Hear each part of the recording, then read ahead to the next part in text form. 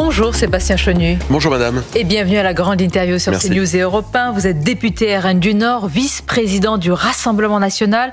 Dans quelques instants, nous allons parler bien sûr, Sébastien Chenu, du débat hier à l'Assemblée sur l'Ukraine. Mais à ce sujet, justement, cette nuit, la Maison-Blanche a donc annoncé la suspension de l'aide militaire à l'Ukraine pour faire pression sur le président ukrainien. Et Donald Trump a lancé que Zelensky devrait être plus reconnaissant. Déclaration dans la même veine que leur échange très musclé dans le bureau ovale. Comment vous qualifiez à la fois la décision et l'attitude du président américain ? Écoutez, on sait comment fonctionne Donald Trump. Il y a à la fois toujours un peu de provocation. Il a aussi été élu sur un programme qu'il entend visiblement faire respecter, qui est celui de ne plus donner d'argent sur des fronts extérieurs et de négocier, d'obtenir une paix coûte que coûte entre l'Ukraine et la Russie. Et donc, il met en application son discours. C'est assez classique. Il le fait avec le tempérament qu'on lui connaît, qui peut être assez malaisant. C'est vrai que les images qu'on a vues n'étaient pas les plus heureuses probablement, mais ce que Donald Trump dit tout simplement, c'est qu'il veut récupérer désormais son argent, qu'il veut la paix, et ça c'est pas nouveau. On feint de s'étonner.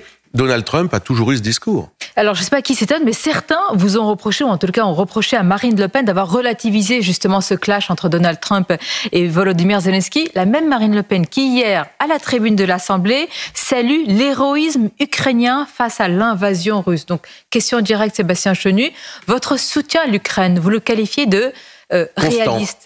Constant, nous avons toujours total soutenu. Oui, bien sûr, parce total, que moi sans limite. Il y a toujours des limites, évidemment, mais j'entends que Zelensky veut des garanties avant de signer un quelconque accord. Et comment ne pas trouver qu'il a raison ? Oui, bien sûr que Zelensky veut et doit obtenir des garanties, parce que quand il y a eu des cessez-le-feu ou quand il y a eu des pas en avant, souvent c'est Poutine qui a torpillé tout ça. Donc moi j'entends ce que le président ukrainien dit, j'entends et je salue le courage du peuple ukrainien qui cherche à se faire respecter.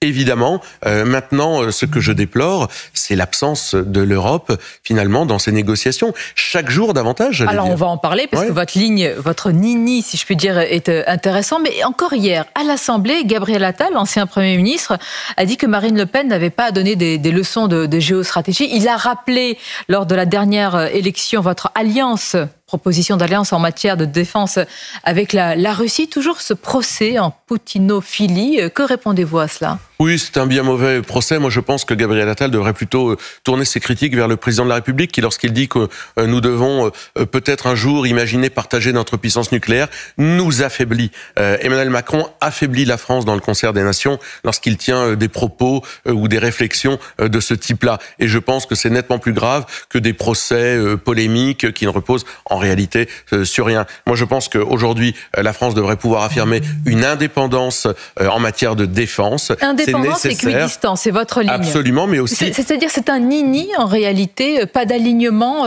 c'est-à-dire... Oui, mais c'est la ligne stratégique de la France, finalement, pendant des années. C'est-à-dire que nous sommes à équidistance des uns et des autres, nous parlons à tout le monde, nous défendons nos intérêts, nous n'avons pas d'amis, nous avons des alliés qui sont parfois des concurrents, mais nous considérons que nos intérêts doivent primer. On a abandonné tout ça. Emmanuel Macron a abandonné tout ça depuis bien longtemps, puisqu'il a abandonné la défense de l'intérêt national. Parlons-en, parce que pour lui, elle passe, Sébastien Chenu, par justement une dissuasion nucléaire élargie, non pas partagée, non pas mutualisée. Oui, mais tous les présidents de la Ve République l'ont dit. Bien sûr, mais c'est un premier pas toujours. Vous savez, avec Emmanuel Macron, ce qu'il faut surveiller, c'est effectivement l'indépendance de notre pays, qui l'abîme chaque jour davantage, son indépendance en matière de défense, son indépendance en matière énergétique aussi, parce qu'on sait que finalement, la puissance d'un pays, c'est une indépendance énergétique et une indépendance en matière de défense. Sur ces deux fronts, force est de constater qu'Emmanuel Macron a fait régresser la France. Il n'a pas défendu l'intérêt national. C'est aussi ça que je reproche à Emmanuel Macron, c'est que c'est pas un président... Ne pas défendre l'intérêt national pour un président, ça équivaut à une forme de, je vous laisse dire le mot dans ce cas-là. À quoi vous pensez ? Non, je dis simplement qu'Emmanuel Macron ne défend pas l'intérêt national, il défend un intérêt supranational, qui est l'intérêt de l'Union européenne. Voilà. Donc il est pour un fédéralisme européen. Oui, sans cache pas d'ailleurs. Et vous, il est soutenu par des fédéralistes. Bien sûr, mais depuis toujours, vous savez, moi, mon premier vote, ça a été contre Maastricht, contre le référendum de Maastricht. Lorsque j'ai pu voter, la première fois où j'ai voté, c'était la première brique qui a été posée, qui a déconstruit finalement l'indépendance de notre pays. Donc aujourd'hui, on continue, et je dois dire que Ursula von der Leyen fait avancer un agenda fédéraliste dès qu'elle le peut. Vous savez, agiter. J'allais dire au vu et au su de tous, il n'y a pas d'agenda caché. Oui, enfin, il y a aussi quand même des agitations et des peurs qui sont faites. Par exemple, dire Vladimir Poutine sera bientôt à Paris. Quand j'entends Jean-Noël Barrot, ministre des Affaires étrangères, enfin, sincèrement, quel niveau, qui est plutôt un TikToker, pour ceux qui ont pu voir ces vidéos, qui nous dit le front se rapproche de plus en plus de nos portes. Enfin, je veux dire, à un moment, il faut aussi arrêter d'agiter des peurs pour simplement faire avancer un agenda fédéraliste. C'est ce que fait Emmanuel Macron, c'est ce que fait son gouvernement. Vous proposez, face à ce fédéralisme, vous proposez le souverainisme, Sébastien Chenu, ça c'est... si je peux dire, Emmanuel Macron est constant dans son fédéralisme, vous êtes constant dans votre souverainisme, mais expliquez-nous comment ça se décline. Marine Le Pen a dit hier, la sécurité européenne ne passera pas par la défense européenne, mais par la défense renforcée de chacune des défenses des nations européennes. Absolument. Autrement dit, l'Europe ne peut pas s'entendre pour se protéger. Mais l'Europe peut faire des partenariats, et d'ailleurs on le fait, s'entendre entre nations, mais notre défense nationale ne doit reposer que sur nous-mêmes, ou en tous les cas principalement sur nous-mêmes. Donc d'abord, le souverainisme, c'est d'abord cette défense qui repose sur nous-mêmes. Ça veut dire aussi qu'il faut acheter français en matière de défense. Je vois que l'Union européenne n'achète pas français. Aucun contrat américain d'ailleurs n'a été dénoncé. Comment les contraindre par une forme de préférence mais parce que c'est là où les pays peuvent passer justement des alliances, peuvent avoir des partenariats. C'est là où l'Europe peut montrer qu'elle veut d'abord se solidifier, se mettre en avant en se soutenant les uns les autres. Et puis c'est, je l'ai dit, l'indépendance énergétique. Tant qu'on ne réglera pas ces problèmes d'indépendance énergétique aussi, nous ne serons pas une nation libre, nous serons une nation sous tutelle ou dépendante des autres. Des autres dont qui est dépendant des États-Unis en matière de défense, dépendant de l'Union européenne en matière d'énergie, alors que nous avons la capacité à produire une énergie à bas coût. Eh bien aujourd'hui, nous sommes pris d'un côté et de l'autre. Alors, en attendant, il va falloir quand même financer cet effort de défense, d'abord national, mais aussi européen. Qui va payer? Par exemple, l'ancien Premier ministre Gabriel Attal a émis, chacun d'ailleurs, il va de son hypothèse et de sa piste, a dit il faut saisir les avoirs gelés des Russes. C'est quand même un pactole, si je puis dire, une somme importante de 300 milliards. Est-ce qu'on peut, comme ça, piocher dans ces avoirs gelés? Faisons déjà le bilan des sanctions qui ont été menées contre la Russie et voyons si ce bilan a bénéficié à la France et s'il a permis... moi, je vois qu'il a abîmé l'économie française et qu'il n'a rien permis en matière de capacité à faire cesser le feu, à trouver la paix et à aider l'Ukraine à s'en sortir. Moi, je vois qu'aujourd'hui, Bruno Le Maire, qui nous disait « nous allons mettre à genoux l'économie russe », a réussi surtout à affaiblir l'économie française. Donc on voit bien que à continuer comme ça, c'est une façon d'abîmer nos économies nationales. Donc quand Gabriel Attal dit ça, en réalité ce sont des choses qui sont souvent peu réalisables, mais surtout, à la fin, c'est notre économie qui est abîmée. Allons vers la paix. Faisons ce que Marine Le Pen disait hier devant l'Assemblée nationale, une grande conférence de paix le dos de qui? Sans l'union, pas sur le dos de quelqu'un, au bénéfice de l'Ukraine évidemment, qui définira elle-même les conditions d'un accord de paix qu'elle pourrait avoir, mais une conférence dans laquelle l'Union européenne serait absente, mais où tous les pays européens seraient présents. Avec le nouvel homme du nouvel ordre mondial, Monsieur Trump. Mais pas sans lui, mais pas uniquement avec lui. Parce qu'aujourd'hui, ce qui se passe, c'est que ça se passe avec Trump, ça se passe avec la Chine, ça se passe en Turquie, mais ça ne se passe pas avec la France et avec les pays européens. D'ailleurs, Emmanuel Macron a été largement humilié dans la proposition qu'il a faite dernièrement d'un cessez-le-feu de quelques heures. Voilà. C'est une humiliation de proposer, d'essayer de trouver une voie. Oui, mais enfin, ce n'est pas réaliste. Nous, ce que nous demandons, c'est de mettre tout le monde autour de la table depuis très longtemps. Ce n'est pas évidemment ce qui a été fait. Autre dossier, Sébastien Chenu, autre actualité brûlante, ça concerne l'Algérie, alors que le président n'est pas sur la même ligne que le Premier ministre et le ministre de l'Intérieur. On apprend dans le Figaro que l'entourage, comme on dit présidentiel, craint en réalité les réactions de la diaspora algérienne. C'est ce qui motiverait, je me permets de mettre cela au conditionnel, ce sont des offs, la position du chef de l'État, qui ne compte pas, on l'a vu, ça il l'a dit, s'engager dans le bras de fer. Il a dit les accords de 68, c'est moi, c'est le président.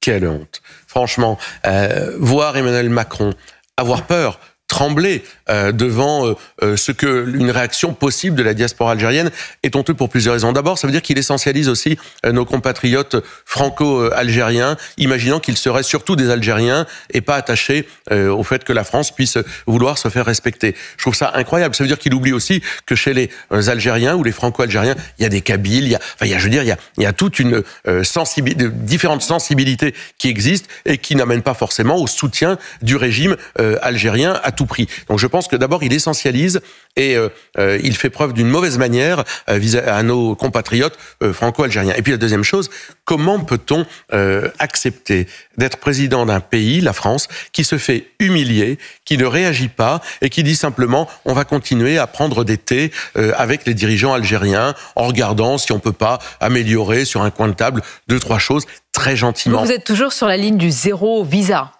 Mais pas uniquement du zéro visa.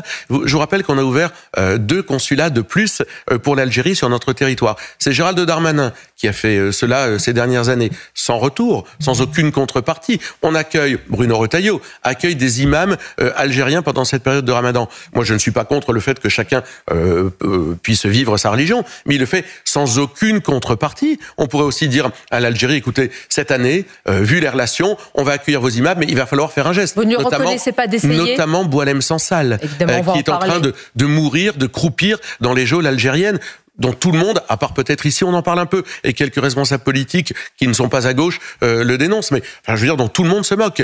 À un moment, entendre Emmanuel Macron dire que non, il ne faut pas abroger, renégocier les accords franco-algériens de 68, c'est une honte. C'est un président qui a peur. Comment pouvons-nous être gouvernés par un président qui a peur ? Certains à gauche quand même pardonnez-moi de Boualem Sansal, ici même, je pense à Jérôme Guedj, c'est important de compter les soutiens, c'est toujours important. Surtout lorsqu'ils sont uniques. Bruno Retailleau a affirmé de son côté avoir reçu quand même le soutien de l'Élysée, Sébastien Chenu, pour exiger le renvoi déjà des individus indésirables, même s'il reconnaît un désaccord avec Emmanuel Macron. Il a parlé hier d'une liste d'une centaine d'individus dangereux qu'il va présenter à l'Algérie. Des paroles, vous les avez souvent dénoncées, mais est-ce que vous reconnaissez là des actes, une volonté, un volontarisme ? Bon, d'abord, il y a à peu près 730, je crois, cas extrêmement sensibles d'Algériens qui posent des problèmes, possiblement de terrorisme, qui devraient repartir en Algérie. Bruno Retailleau se moque du monde. Bruno Retailleau, c'est ce double discours permanent qui, à un moment, va finir par se voir. Parce que Bruno Retailleau nous avait dit il y a 2 mois qu'il était contre les femmes voilées pour les sorties scolaires. Qu'est-ce qu'il a fait depuis 2 mois ? Rien du tout. Il n'y a pas de majorité. Vous voyez quel est l'état de l'Assemblée nationale. Bruno Retailleau place des militants socialistes dans les plus hauts organes de l'État. Vous parlez d'une nomination ? Absolument. Certains disent une nomination technique au sein du ministère de l'Intérieur. Bruno Retailleau facilite l'embauche. L'ancienne présidente de SOS Racisme, vous avez raison. Bruno Retailleau facilite l'embauche de migrants dans les restaurants. Il vient de signer un décret. Donc c'est ça le nouveau champion de la droite des valeurs. C'est Bruno Retailleau qui perd tous les arbitrages, l'aide médicale d'État, les accords de 68, et qui en douce nomme des gens de gauche aux plus hautes instances, signe des décrets pour faciliter l'embauche de migrants. C'est ça le nouveau patron de la droite des valeurs. C'est ça l'homme qui est censé faire trembler l'extrême gauche, qui est censé remettre de l'ordre dans le pays. Non, sincèrement, Bruno Retailleau, ou n'a pas réellement la volonté ou n'a pas réellement les moyens, en tous les cas, n'est pas à sa place. En vous écoutant, Sébastien Chenu, une autre question me vient à l'esprit. Tout à l'heure, sur l'Europe et l'industrie et l'énergie, vous avez dénoncé Emmanuel Macron. Là, vous dénoncez monsieur le ministre de l'Intérieur. On se demande pourquoi vous n'avez pas censuré le gouvernement si rien ne va. Non, mais parce que, vous le savez, de toute façon, il aurait été remplacé par un Premier ministre qui aurait eu la même couleur politique. Donc, il faut attendre la possibilité d'une dissolution pour bousculer un peu le jeu.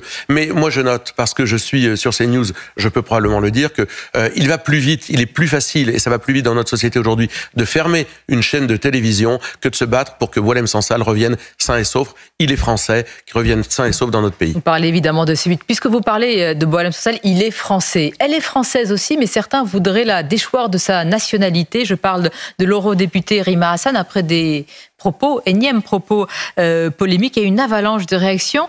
Qu'est-ce que vous en pensez, Sébastien Chenu ? D'abord, est-ce qu'on peut déchoir quelqu'un de cette nationalité ? Elle-même affirme qu'elle était apatride. Et est-ce que c'est la meilleure manière, justement, de combattre, de s'opposer, en tous les cas, à ces idées ? Non, mais Madame Rima Hassan fait avancer un certain nombre d'idées qui nourrissent l'antisémitisme dans notre pays. Elle est uniquement la défendresse de la Palestine. Elle nourrit un discours qui temps à exclure, à diviser, etc. Et ces propos, non seulement doivent être combattus, mais sont condamnables. La déchoir de sa nationalité, si elle n'a pas une double nationalité, ce n'est pas possible. Donc, quand j'entends un ministre des Relations avec le Parlement qui dit ça, moi, je connais pas le dossier personnel de Madame Rima Hassan, je ne sais pas quelle est sa carte d'identité, mais il serait bien qu'au sommet de l'État, on ne dise pas non plus n'importe quoi. Donc, combattons Madame Hassan aussi dans les urnes. La France insoumise est un danger pour notre pays. Chaque jour, nous le voyons, la France insoumise a un agenda qui est celui de la division, du chaos dans notre pays, qui est celui aussi de nourrir un discours sur l'antisémitisme et l'antisionisme. Combattons-les par les urnes d'abord, devant les tribunaux, si évidemment ils vont au-delà de ce qui est acceptable dans le droit de la presse, mais évidemment ça c'est notre boulot. Donc la justice est projet contre projet. Absolument. Merci Sébastien Chenu. C'était votre grande interview, je vous dis à bientôt et bonne journée à vous. Merci. Merci.